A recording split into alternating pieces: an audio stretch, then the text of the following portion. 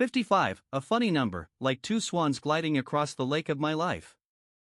I looked at my reflection in the large mirror hanging in the hallway of our Scottsdale, Arizona, vacation home. Staring back at me was a woman who refused to believe the number in her passport. The emerald silk dress, custom made by an old tailor downtown, flowed over my body, embracing every curve. The deep, yet modest, neckline emphasized my neck, where a thin gold chain with a small pendant, a gift to myself, gleamed. I knew this color flattered my still dark hair, now styled with a hint of silver into an elegant chignon. On my feet, beige pumps with a low but graceful heel. I chose them deliberately. They were comfortable for dancing and walking on grass, but, most importantly, they made my calf muscles flex, creating a seductive definition. A slight fetish, my small weakness. The air thrummed with the aroma of barbecue, already being prepared in the yard by my cousin, and the scent of roses brought by the first guests. Laughter and conversation drifted from the living room, but I waited. I was waiting for my daughter, Katie, and him. Anthony. My son-in-law. Finally, the crunch of gravel under the car's tires announced their arrival. I took a deep breath, smoothed a non-existent wrinkle from my dress, and stepped onto the porch. Anthony was parking their SUV near the other cars. He got out first, tall, statuesque, in a simple but expensive shirt, the sleeves casually rolled up to his elbows, revealing strong wrists and a handsome watch. There was an aesthetic to it, masculine strength, unostentatious. Katie, my sweet, proper Katie, straightened her modest dress and took a bouquet from the back seat. White roses, of course. My favorite.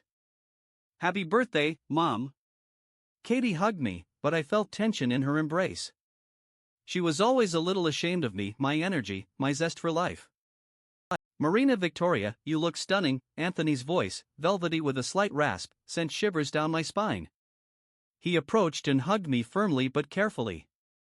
For a second, I pressed against his broad chest, inhaling the subtle aroma of his cologne, something sharp, with notes of tobacco and sandalwood. This was the scent of a real man, not the sweet, boyish sprays used by Tim, my so-called date, who was already waiting impatiently in the living room. Aunt Osha, darling, at least you cheered up this old lady with a compliment, I playfully swatted him just below the small of his back. All I have here are relatives, no one to talk to.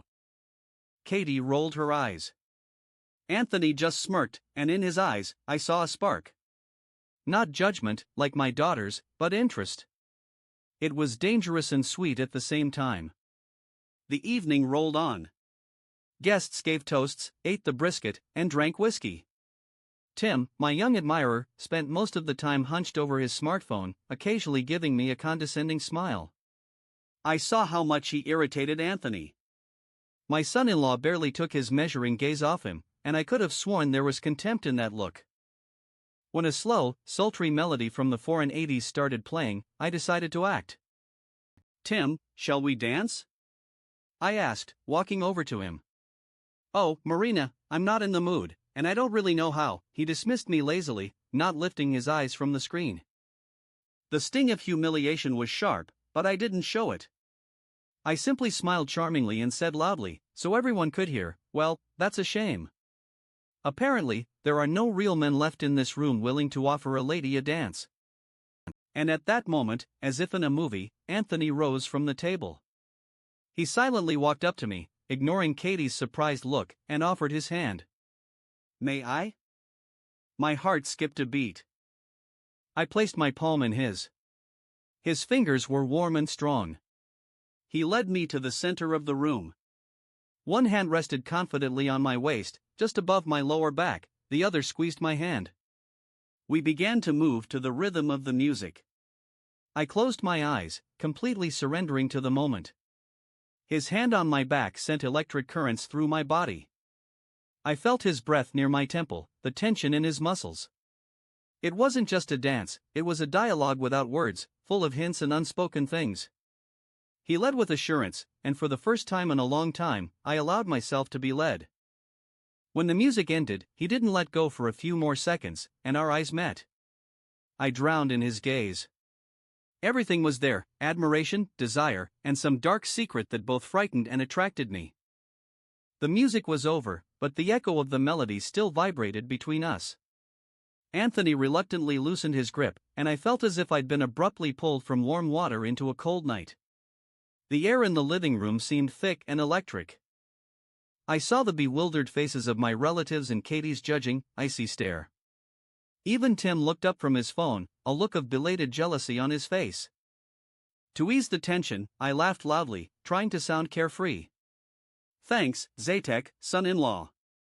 You saved the day, or Mom would have been sad on her own birthday." I playfully patted his shoulder and walked over to the table to pour myself a glass of champagne. My hands were shaking slightly. I took a large gulp, and the cold bubbles brought me back to my senses. What was that? Just a dance.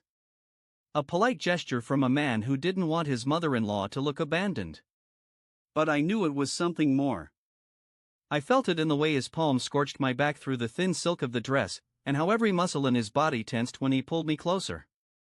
Not 5 minutes later, Katie was next to me. "Mom, can I talk to you for a second?" Her voice was quiet but steel. She led me into the kitchen, closing the door firmly behind her. "What was that? Do you even realize how that looked?" "Katusha, it was just a dance. Your husband just happened to be more of a gentleman than my date." I tried to speak calmly, but inside, I was boiling with indignation. "Don't take me for a fool. I saw the way you looked at him, and the way he looked at you. Mom, that's Anthony, my husband. Stop your games. You're not 17. Her words stung painfully. "Games? Darling, I'm just living. Not just existing from paycheck to paycheck in your gray, proper world. Do you really think life ends at 55? Arguing was useless. I left the kitchen, feeling short of breath. The party seemed ruined. I slipped through the back door into the yard, into my garden. The evening coolness wrapped around my shoulders. I walked to the old apple tree and leaned against its rough trunk. The scent of night-blooming jasmine, which I had planted in the spring, intoxicated me. In the distance, the city roared, but here, in my small world, crickets sang and leaves rustled. I took off my heels and walked barefoot across the cool, damp grass with pleasure. Another small passion of mine, feeling the earth under my feet, feeling its living energy. "You'll catch cold walking barefoot, Marina Victoria," his voice resonated behind me. I didn't turn around. I knew it was him. Anthony walked up and stood next to me, gazing at the stars. "Don't boss me around, Antosha. I'm a grown woman, I'll figure it out myself," I replied, but without malice. We were silent. The silence wasn't awkward. On the contrary, it was filled with the same tension that had hovered between us during the dance. "You have a beautiful property. It has soul," he finally said. "Your father-in-law and I built it together. God rest his soul. He loved this place. I'm sorry. I didn't mean to." "It's all right." I turned to him. In the dim light, his face looked even more expressive, sharper. "Thank you for the dance. You saved my evening." "An evening for a woman like you can't be ruined," he said softly, looking straight into my eyes. He stepped closer. "It can only be admired." His hand touched my shoulder, and he slowly ran his fingers up my neck, toward my hair, releasing one strand from my perfect hairstyle. I froze, afraid to breathe. His thumb lightly brushed my earlobe. A light, almost weightless touch that sent a hurricane through my body. I looked up and saw his face very close. He was slowly leaning in, and I knew what was about to happen. I knew I should stop him, push him away, run, but I didn't move. I waited. "Anthony, where are you? We're about to cut the cake." Katie's piercing voice cut through the magic of the night like a dull knife from the porch. Anthony recoiled sharply, as if burned. Something like frustration and anger flashed in his eyes. He turned without a word and walked quickly toward the house, leaving me alone in the dark garden, trembling from the cold and the non-kiss. Returning to the house, I felt like an actress on a stage, playing the role of the happy birthday girl. Anthony followed, but kept his distance. Taking on the role of the exemplary son-in-law, he helped pour tea and joked with the uncles. But I caught his glances, heavy, full of the same fire that had almost consumed us both in the garden. Katie brought in the cake with 55 candles. Everyone sang happy birthday, and I, smiling into phone cameras, made a wish. One single, shameful, and desperate wish that would have given the proper Katie a heart attack. I wanted him to kiss me. The party inevitably drew to a close. Guests began to leave. When my elderly Aunt Gail and her husband prepared to go home, I offered to drive them. Their apartment was in a quiet neighborhood of the old city, and I desperately wanted to escape the house, clear my head, and drive through the nighttime, glittering lights of Scottsdale. "Mommy, it's late." "Call them a cab," Katie began. "Katie, I want to drive myself, get some air," I cut her off, already grabbing my car keys.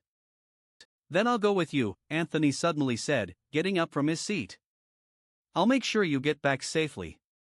Besides, Katie needs help clearing the table." The argument was ironclad, though we both knew the real reason. Katie's gaze became prickly, but remaining silent was a better option than making a scene. 5 minutes later, we were in my car. I was behind the wheel, Aunt Gail and her husband in the back, and he was in the passenger seat beside me. So close. The drive to their house passed in empty chatter. I answered my aunt's questions, nodded, and smiled, but my entire being was concentrated on the man to my right. I felt his warmth, saw his strong hands resting on his knees in my peripheral vision. One of his hands was very close to the gear shift. And every time I changed speed, our fingers almost touched.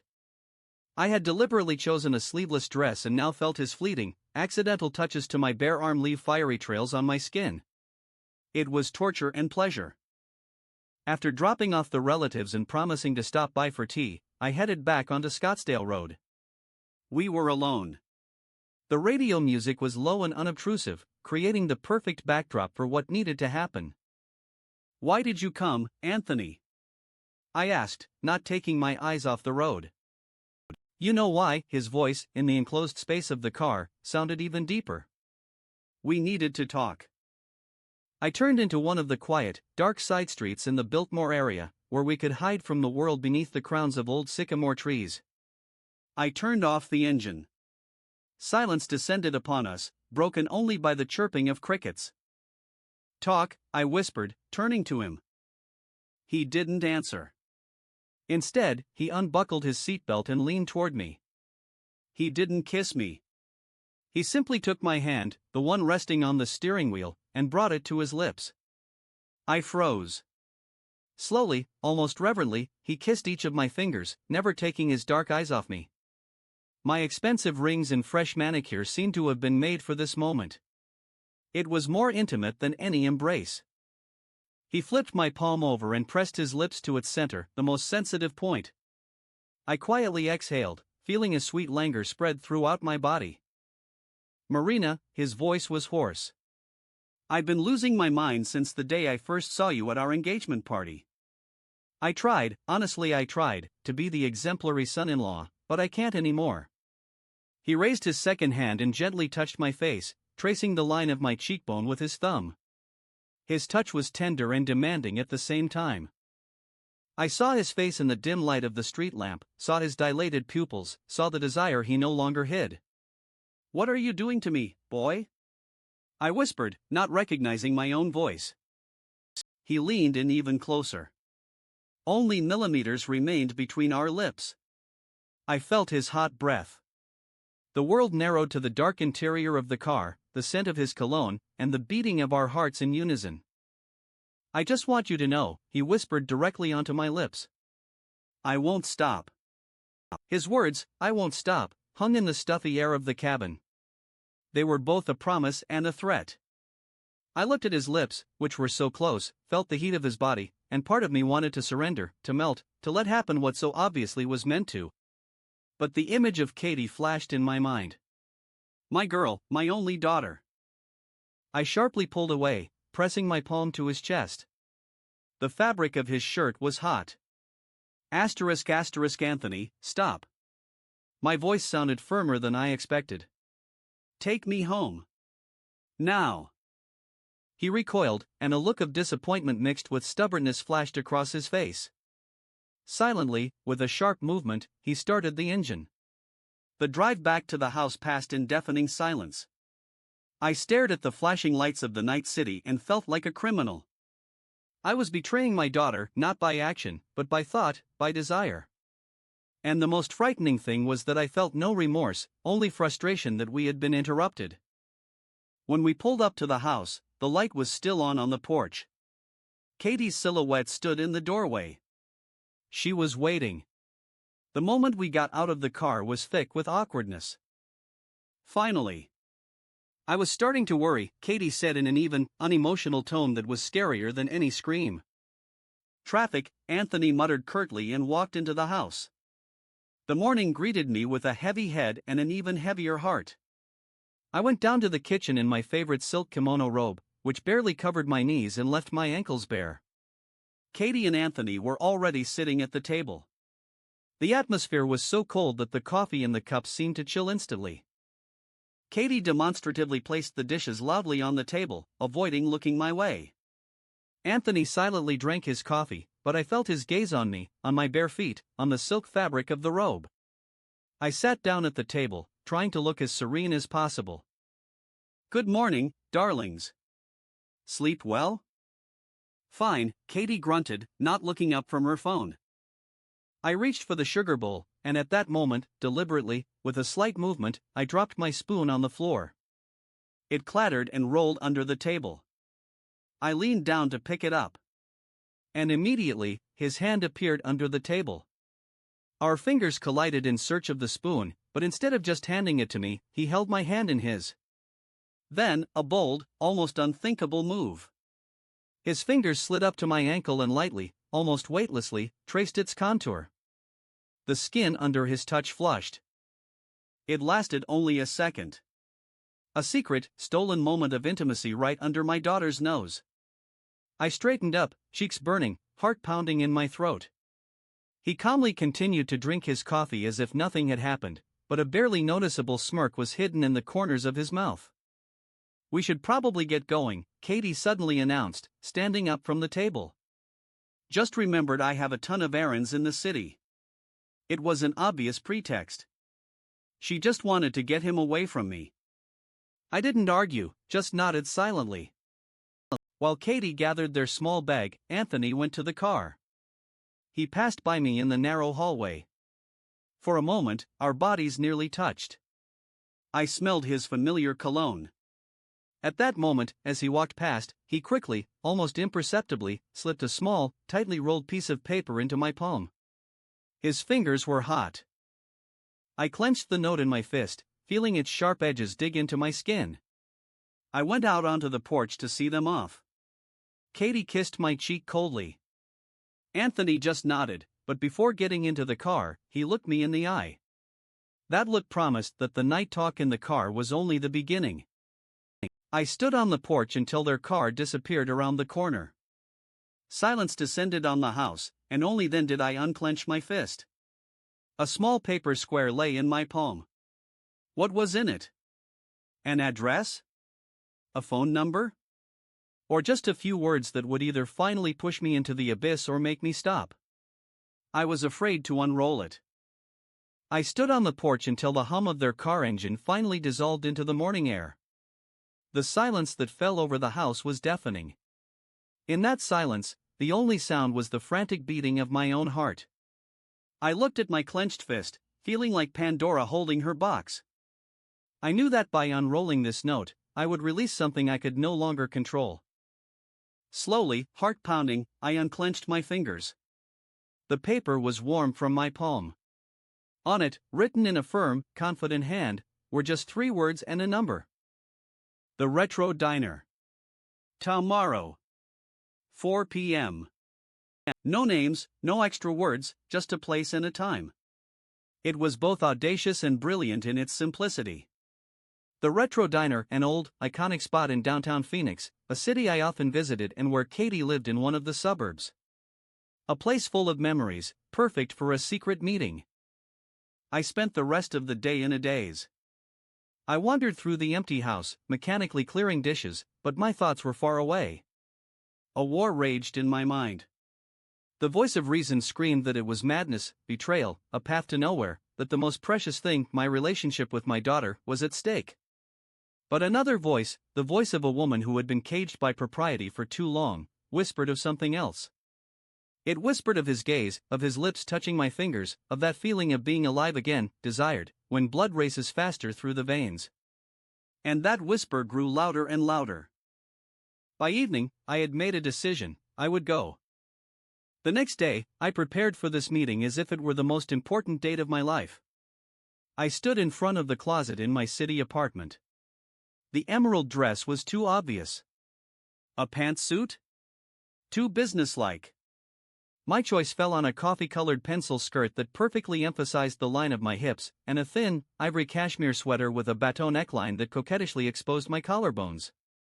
For my feet, I chose low suede ankle boots that made me feel more confident with every step. Minimal jewelry, light makeup, and a dash of my favorite jasmine-scented perfume. I looked at my reflection and saw not a mother and mother-in-law, but simply a woman going to meet her destiny. Sharp at 4, I entered the dim light of the retro diner. He was already there. He sat at a table in the farthest corner, his back to the entrance. I approached, and the click of my heels on the old parquet floor made him turn around. He stood up to greet me. In a simple dark sweater and jeans, he looked younger, almost boyish.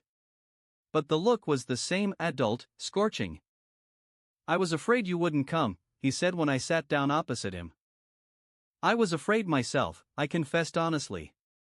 The conversation didn't flow. We ordered coffee, and an awkward silence hung between us. All words seemed superfluous. The tension in the air was so thick you could cut it with a knife. "Marina," he began, covering my hand with his. "I know this is wrong.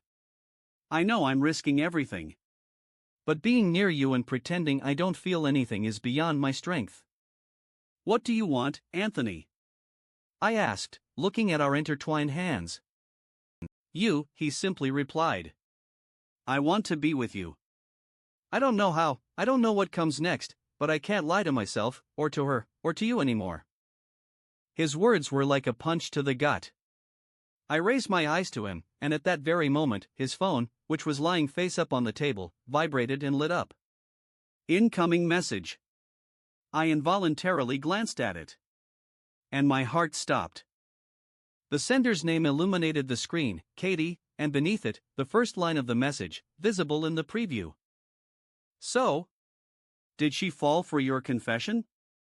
The world around me collapsed. The walls of the old cafe, the smell of coffee, his hand on mine. All of it became part of some monstrous, cruel spectacle. I slowly looked away from the screen and looked him in the face.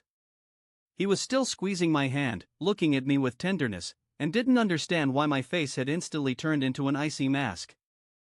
He didn't know yet that I had seen everything, that I had understood everything. It was a game. Their game. And I was just a pawn.